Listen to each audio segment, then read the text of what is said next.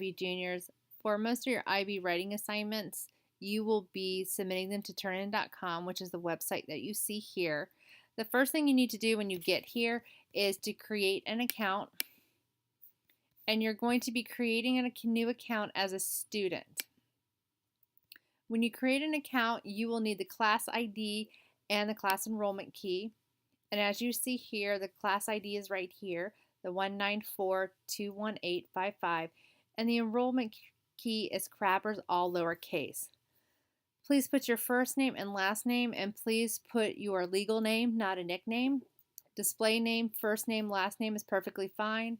The email address that you're going to be using is your Hampton City Schools email address, and the password is your Hampton City Schools password. So if you are to forget your password, I can help you with that. Once you do that, go agree and create the profile. And what you do when you see on the student side, this is what it will look like. If you're on the home page, give me one moment while I log in again and switch it to the student side. So a student's home page looks like this. So you'll have your class name here, which will say IB English 11 2018-19. If you click on the class name, you'll see your assignments here. Your assignment will actually say your reflection assignment, and what you do is to submit it is you click on submit. It has your name already loaded. That for your submission title, please submit according to the submission title that I give you. You could either choose from this computer or choose from Google Drive, whichever that you prefer, and then you are going to upload. You wait for it to upload, and it will show you your assignment for it. Now, how you can see your assignment and the feedback, you go to View, and you'll see the assignment, and I will have any of the comments and so forth over here. There will be a grading rubric on this as well, which I will show you what it kind of looks like. And this is on the teacher side, so it will look a little bit different than what your side looks like, but you can kind of see what it would look like.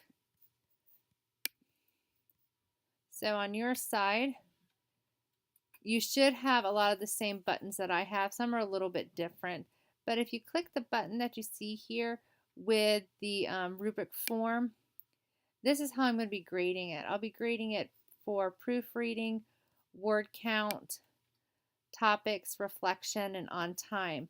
And down here it tells you exactly what I'm looking for. To get the full 20 points, you need to do each and every one of these. And I'll detract points based on what I see on your paper, which will differ from paper to paper.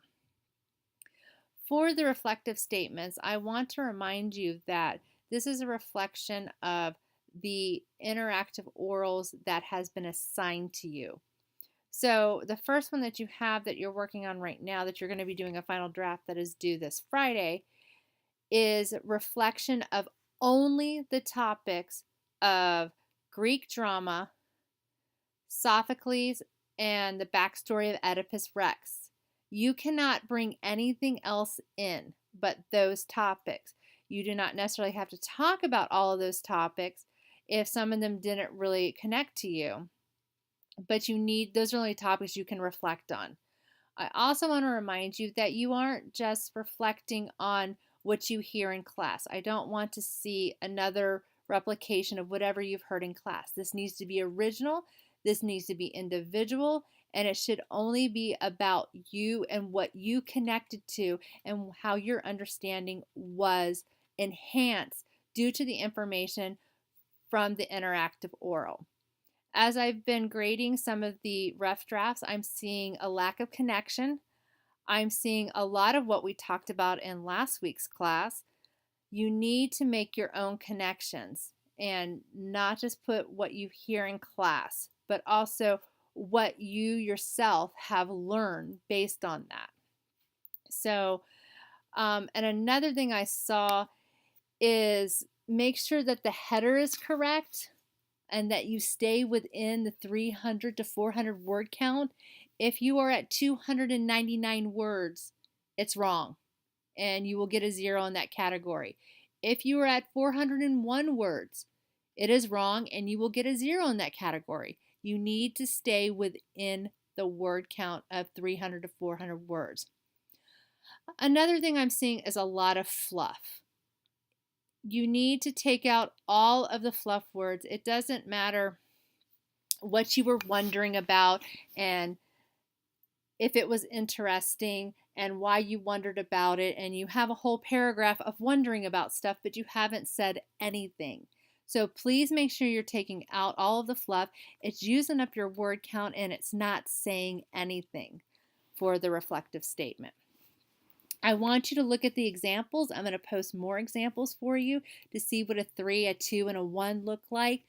Make sure that you're looking at these examples and not trying to copy them, but trying to understand why they're a 3 or a 2 or a 1. So please look at all the examples. And again, if you have any questions, this isn't a conversation we should have on Friday at 3 p.m., but something you should be talking to me throughout the week. So it's up to you to make time to ask me about this. So I hope that you guys are able to do well in the reflective statements, and this will be the same thing that we're doing from now and all the reflective statements that we'll be doing for Oedipus Rex as well as the rest of the year when we're doing works in translation.